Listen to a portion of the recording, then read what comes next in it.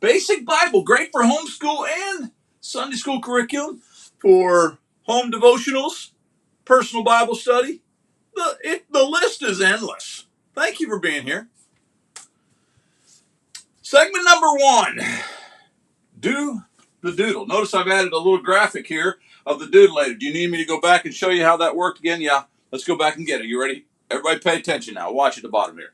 See here? Dup, dup, doodle. Oh, you like it, don't you? I know.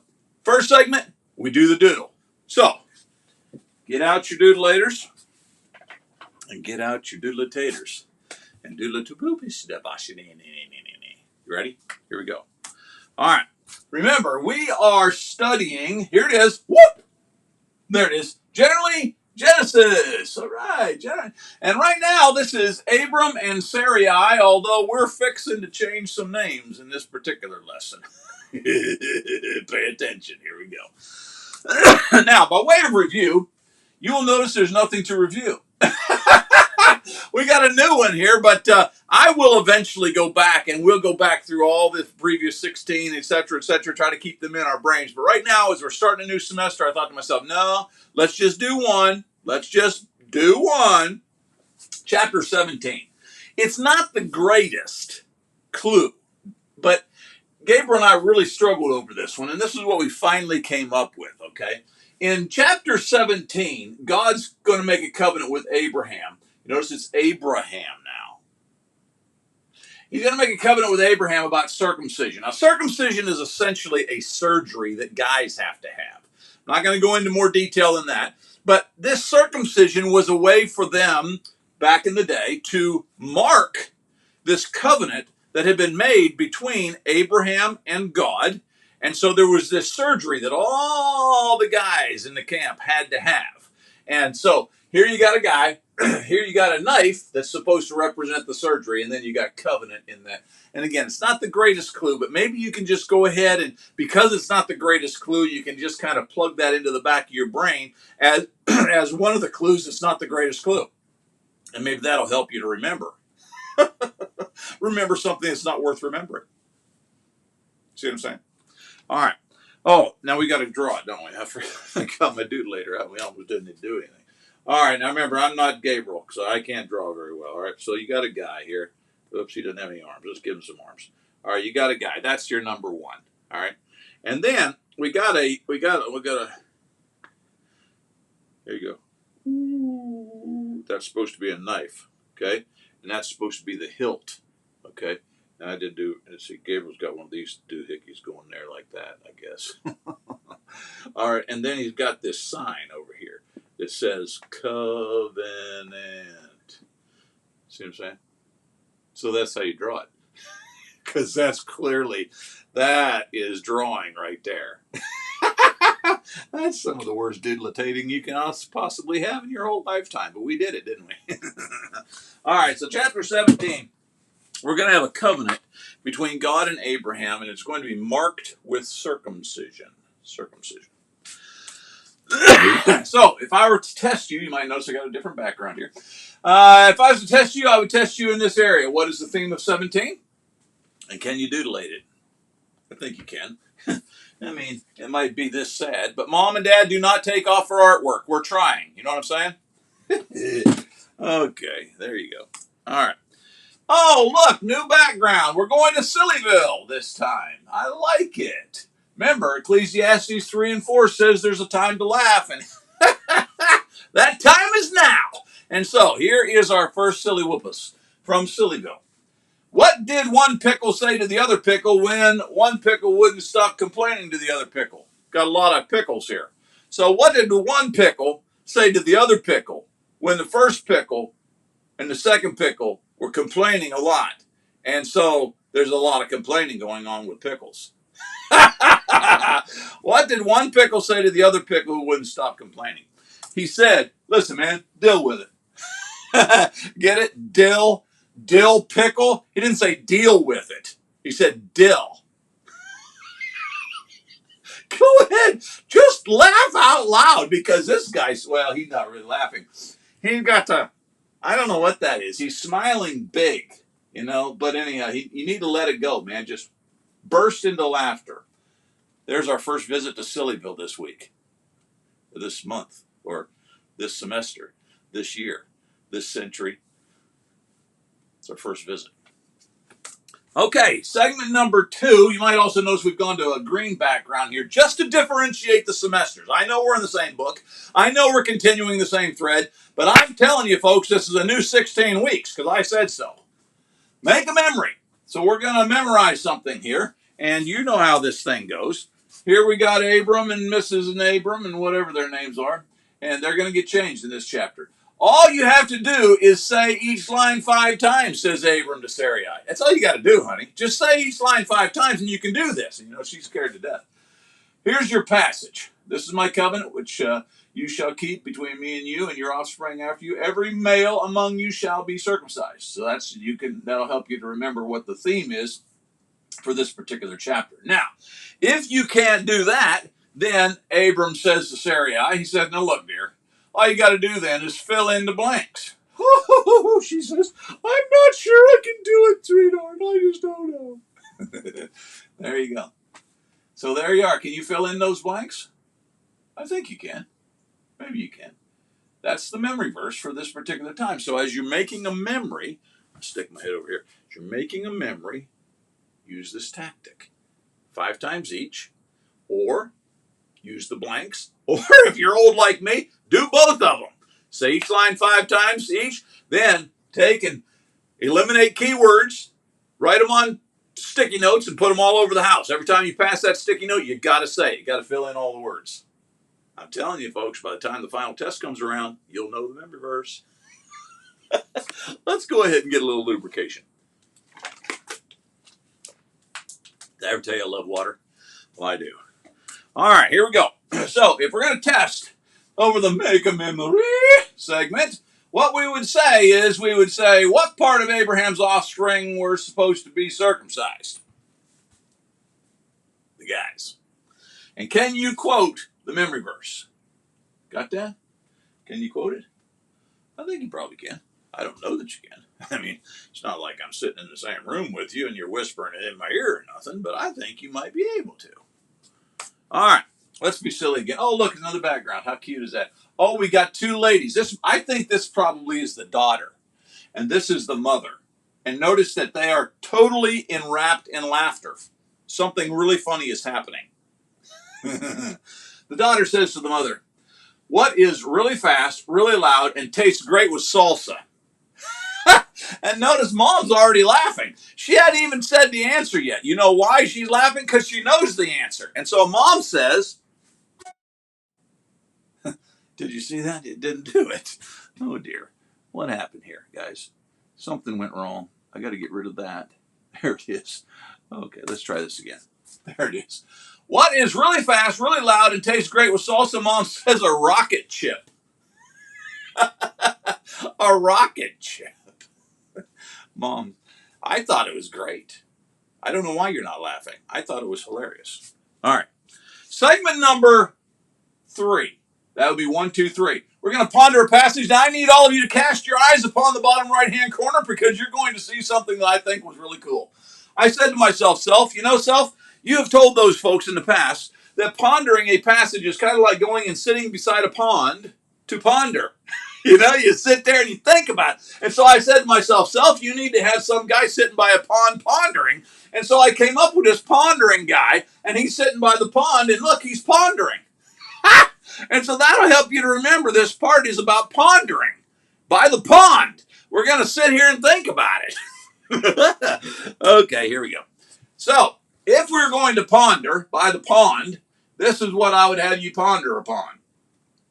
Then Abraham fell on his face, and God said to him, Behold, my covenant is with you, and you shall be the father of a multitude of nations. Now, and you need to remember, and I don't know that you need to remember, but you should remember, this isn't the first time God has made a promise like this to Abraham. But in this chapter, we're going to seal the promise with circumcision, okay? And so it seals it in blood. And because of that, well, it relates a lot to what comes in the future with regards to baptism. We're going to talk about that in the sermon segment. Behold, my covenant is with you, and you shall be the father of a multitude of nations. No longer shall your name be called Abram. Whoop, whoop. Did I not tell you we're going to change names? But your name shall be Abraham. Well, looky there. We're going to go from Abram to Abraham, and I'm glad we're doing that because I had trouble holding back. In the first several times, I kept calling him Abraham, and it wasn't Abraham yet. It was Abram, right? We'll get to Sarai eventually. All right. For I have made you the father of a multitude of nations. I will make you exceedingly fruitful, and I will make you into nations, and kings shall come from you. Kings. In other words, Abram, who's still waiting on getting his own kid, well, that's not true, because he has Ishmael, right? We already saw that, right? But he's wanting a child from Sarai, right? His wife. And so how's this even going to happen? This is all kind of confusing to him, but he's going to enter into the covenant with God. And the thing that's interesting is he says, you're going to have kings come. Can anybody think of one king? What's maybe the most famous king other than Jesus? What's maybe the most famous king that ever came from Abraham? Now remember, Abraham is the father of the Jews, so any Jew you mention is going to work. King David. Yeah. Anyhow, I will establish my covenant between me and you, your offspring, and you throughout their generations for an everlasting covenant. So how long is the covenant going to last? Forever. That too is going to be fulfilled in Jesus. Because in Jesus, then, this covenant that he makes with Abraham to bless him, be a blessing to all the nations, that's going to be Jesus. And so we know that Jesus lasts forever, and we're going to last forever if we go to be with Jesus, and so it's an everlasting covenant. Everlasting to be God to you and to your offspring after you. I will give you, and I will give to you and to your offspring after you the land of your sojourning. So the land you're in right now, you're going to get that. That's going to be yours. All the land of Canaan for an everlasting possession, and I will be their God. And God said to Abraham, notice it's Abraham now. I love that transition. I'm glad we're there. As for you, you shall keep my covenant, you and your offspring after you, and throughout the generations. This is my covenant which you shall keep between me and you and your offspring after you. Every male among you shall be circumcised. So every man or guy, actually I should say every male guy, because they're going to start circumcising them on the 8th day. That's a baby, right? Every male child is to be circumcised. Every male in the family at this particular point, even Abraham's going to get circumcised as an old man. And circumcision is as I've already said, circumcision is a surgery. That's why you got the knife here, okay? It's a cutting off of flesh. And so it's a surgery that's going to mark this covenant, this agreement that comes between Abraham and God. Every male has to have that mark. And the mark is called circumcision. Now, again, I hope that you stick around for the sermon time, because in the sermon time, we're going to talk about how that plays into the new covenant with Jesus. It's all called baptism. All right, here we go with test prep again. We're into segment number 3, and there are 5 questions for you. And by the way, this old dude down here in the right corner, he says, you got this. So go ahead and screenshot that. Be able to work on those. Got it? We're moving on. Let's be silly. I love this guy's face. Is that not the best? Oh, he's got to be a comedian, because that's tremendous. Who helps little pumpkins across the road? I've often wondered about that come October, and we got all the pumpkins laying around and everything, and I'm wondering who, if they got to cross the road. It's like, why did the chicken cross the road? Why did the pumpkin cross the road? Well, because he had help. That's why. Get back to the jokes, Sonny. Who helps little pumpkins across the road? The crossing guard. The crossing guard. My buddy Greg is there. Hey, Greg up there in Maryland, I love you, man. It's good to see you. He doesn't remember this because he didn't go to Plimptonville, but I went to Plimptonville when I was living in Clearfield. And when I was in Plimptonville, in a grade school class, when I was in Plimptonville, I was the crossing guard. Yeah. Not a crossing gourd. That's who helps little pumpkins across the road. I was a crossing guard. Because I was big and bad and all that. Don't you love this guy's face? He's going to be with us all semester. I just thought, man, I like you. You and I could be buddies.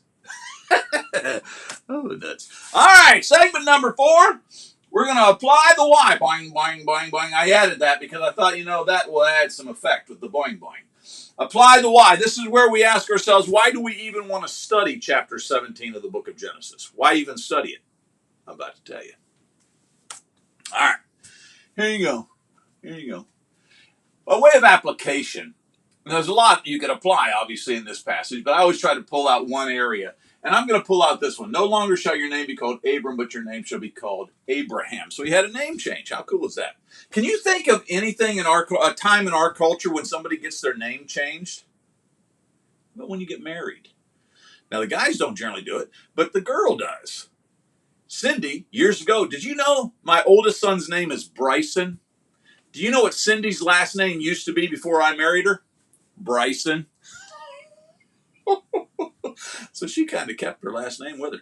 But anyhow, yeah, so when you get married, you change your name. Did you ever wish that you had a different name? You might want to not tell your parents that, because that might not make them happy, but because they chose your name for you. But do you ever wonder or think to yourself, I wish I had a different name? And lastly, why are names so important? I think that's going to be the question that you're going to have here in just a second. Names, importance. If you were to do the research between this name and that name, you would find there is a subtle difference between the two. And I'm not going to give it to you. I thought about that, but it's a little more complicated. But I would suggest to you, parents, look that up. It's not a hard study. Look that up, and you might want to share that with some of your older kids with regards to this particular Bible study. My buddy Greg says he remembers Plimptonville. He says his uncle taught there. Well, he may have taught me because I was the crossing guard. Anyhow, back to our passage here. So, name change. Abram is going to become Abraham. And he's not going to. He is. And I'm so glad because I kept messing that up all the time. Now we got to work on Sarai. All right, moving on. Here you go. By way of questions. Segment number 4. Why do you think God changed Abram's name? I was wrong. This is your question. Why do you think God changed Abram's name? Why not just leave him Abram? Why has he got to have a new name? That's your question. Write me a short paragraph. You'll notice I said right here, this is me over here in cartoon form. Just a short answer is fine. You don't have to write me a book, folks. Just write a short answer. Your mom and dad will appreciate that. Oh, did you see the screens come open? There's my fur ball again. I thought about eliminating him this semester, but I like him so much. And I said to myself, let's keep Furball. So we're going to keep him. There he is, my buddy the Furball. He doesn't seem to like me, though. Why did Mickey Mouse become an astronaut? You probably didn't even know that, but yeah. Do you ever wonder why Mickey Mouse became an astronaut? So he could visit Pluto. You remember Pluto? That's his dog. Yeah, Pluto. Now, my Furball says, you are the wrong kind of nut. That means he doesn't really like me. Oh, dear. Moving on. Segment number 5. Oh, we got to go do that again. I forgot that I had that. Oh, my horse buddy's going to be extra big this semester because I just think it's so cool. I just love my horse buddy. Okay, so everybody get ready. You ready? Here he comes. Oh, boy, oh, boy, oh, boy. I love my horse buddy. Oh, boy, oh, boy, oh, boy. It's time to test, guys. I know you thought to yourself, Sonny, are you sure? Can we do it? I know you're all up in arms and thinking to yourself, but Sonny, I'm so afraid of tests. I don't think. Oh, no, please don't. I can hear you screaming right now. But listen, folks, you done did it. It's okay. You got this. There is no need to be afraid. All you got to do is sit there and answer the questions. And here they are, right here. Wampus. Chapter 17, there's the 10 questions. And how many teachers do you have that let you open the book and look up the answer for yourself? I know you guys can send all your funny letters to Sonny and say thank you for being such a great guy. It's okay to do that. And you can send them right here. Right there. Actually, what you got to, that's my website. But if you put my name in front of that, put this right here, Sonny, and then put the @ sign. Sonny@sonnychild.com. You got my email. And you can write me and you can say, Sonny, thank you so much for letting this be an open book test because you're the greatest guy. You can send me presents and stuff. Well, you can in the email. I don't think you can do that, but anyhow. There you go. There, that's them. All 10 of them right here. They're on the screen. Can you see them? Right here.